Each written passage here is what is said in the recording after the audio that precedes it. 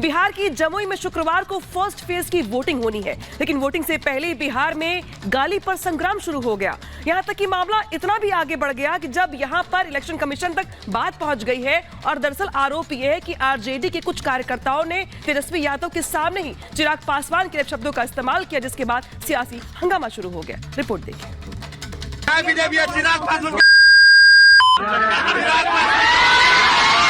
चिराग पासवान जी की माता जी को जिस तरह गाली गलौज राष्ट्रीय जनता दल के द्वारा किया जा रहा, यह अशोभनीय है। राजनीति का इस स्तर पर जाना उनके मानसिकता और संस्कार को दर्शाता है। तो पब्लिक में मंच पे थोड़ी कोई दे रहा है, पब्लिक में कोई दे रहा है।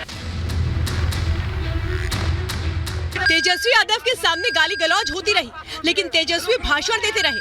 ना तो उन्होंने खुद लोगों को गाली देने से रोका, ना ही किसी को रोकने के लिए कहा। ये दिखाता है कि कहीं ना कहीं शब्द जनता के थे, लेकिन पीछे तेजस्वी यादव ही थे।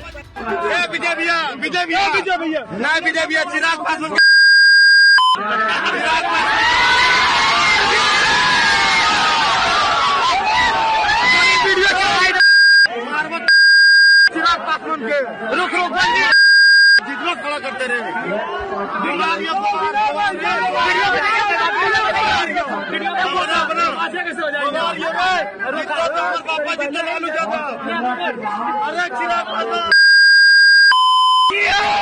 ये आज की सियासत है साहब, जहां राजनीति में किसी पर जातिगत टिप्पणी की जा रही है तो किसी को गाली दी जा रही है। बिहार के जमुई में भी यही हुआ, जहां तेजस्वी यादव चुनावी रैली कर रहे थे। कार्यकर्ता एलजेपी अध्यक्ष चिराग पासवान को गालियां दे रहे थे।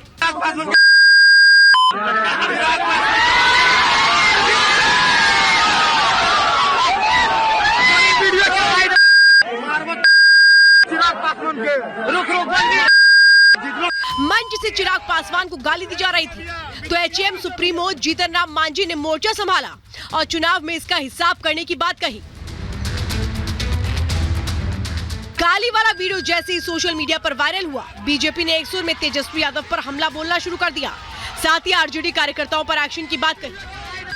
अत्यंत ही दुर्भाग्यपूर्ण है कि देश के दलितों के मसीहा स्वर्गीय रामविलास पासवान जी के पत्नी को और श्री चिराग पासवान जी की माता जी को जिस तरह गाली गलौज राष्ट्रीय जनता दल के द्वारा किया जा रहा, यह अशोभनीय है, दुख है, पीड़ादायक है और जरूर कार्रवाई होगी, चुन कर कार्रवाई होगी। इतना कंफर्म करता हूं, एक भी व्यक्ति तो गाली देने वाले लोग हैं उसको बचने नहीं छोड़ा। चलिए, उनकी कथनी करनी कभी एक समरूप नहीं रहा है और ये किस भावना के हैं? यही लोग हैं ना जो बिहार के नौजवानों को पलायन के लिए विवश किए, यहाँ का उद्योग धंधा बंद किए, रोजगार का अवसर छीने और ऐसे मानसिकता के जंगल राज लाने वाले लोग ये अब गुंडा राज की और गुंडा की भाषा में गुंडे की बात करवाते हैं। तो ऐसी निश्चित तौर पर चुनाव आयोग को इसको संज्ञान लेना चाहिए। गाली वाले वीडियो पर तेजस्वी यादव बैकफुट पर आ गए हैं। तेजस्वी का कहना है कि कई लोग इस तरह से गालियां देते हैं और जब मंच से नीचे कोई कुछ करता है तो मंच पर सुनाई नहीं देता। कौन दिया? हम दिए। दिया कौन? हम तो वो वीडियो देखे हैं, कोई हमको भेजा था। तो पब्लिक में मंच पे थोड़ी कोई दे रहा है, पब्लिक में कोई दे रहा है। कोई भी बना के दे सकता है। ऐसे तो मेरे बारे में भी लोग देते होंगे, तो इस पे बात का बतंगड़ क्यों बनाना? अगर ऐसी बात मेरे सामने मेरे कान तक आई होती तो ये सब कोई टॉलरेट करता है जी। खुद को गाली दिए जाने पर चिराग पासवान का बयान भी सामने आया है। चिराग का कहना है कि राजनीतिक दल अलग अलग हैं, लेकिन क्या दल अलग होंगे एक दूसरे के परिवारों को गाली देंगे? इतना ही नहीं, उन्होंने एक पुराने किस्से का भी जिक्र किया। मेरे परिवार के लोगों को गाली दी जाती है। मैं अगर उनकी जगह होता, मैं अगर तेजस्वी जी की जगह होता और कोई उनके परिवार को ऐसे गाली देता, मैं मुंह तोड़ जवाब देता।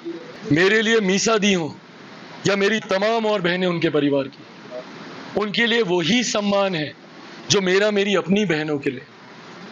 राजनीतिक लड़ाई में राजनीतिक मंच पे लड़ूंगा और डट कर लड़ूंगा, पर अगर मेरे सामने कोई मेरी माँ राबड़ी देवी जी को ऐसा बोलता मैं मुंह तोड़ जवाब देता हूँ।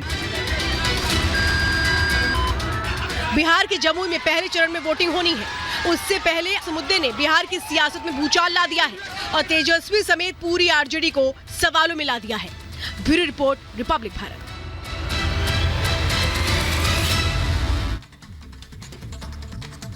और इधर अरविंद केजरीवाल की सेहत पर ईडी की तरफ से दावा किया जा रहा है कि सेहत का बहाना बना रहे हैं अरविंद केजरीवाल। वो कह रहे हैं कि घर से आई हुई आलू पूरी और मिठाई खा रहे हैं अरविंद केजरीवाल। ये बड़ी खबर आपको बताते, देखिए किस तरीके से अब ईडी की तरफ से ये दावा किया जा रहा है कि सेहत का बहाना केजरीवाल बना रहे हैं। घर से आ रही आलू पूरी और मिठाई खा रहे हैं, आम और मीठी चीजें खा रहे हैं। ईडी ने जेल अथॉरिटी से डाइट रिपोर्ट भी मांगी है। ये बड़ी खबर आपको बता रहे हैं। Diet chart has been placed before the court. The diet chart had mangoes and sweets. We placed before the court. Regularly consuming sweet foods, which is not permitted for any diabetes patients. I don't want to make any further comments. Matter is pending before the court. यही वजह sugar बढ़ने की।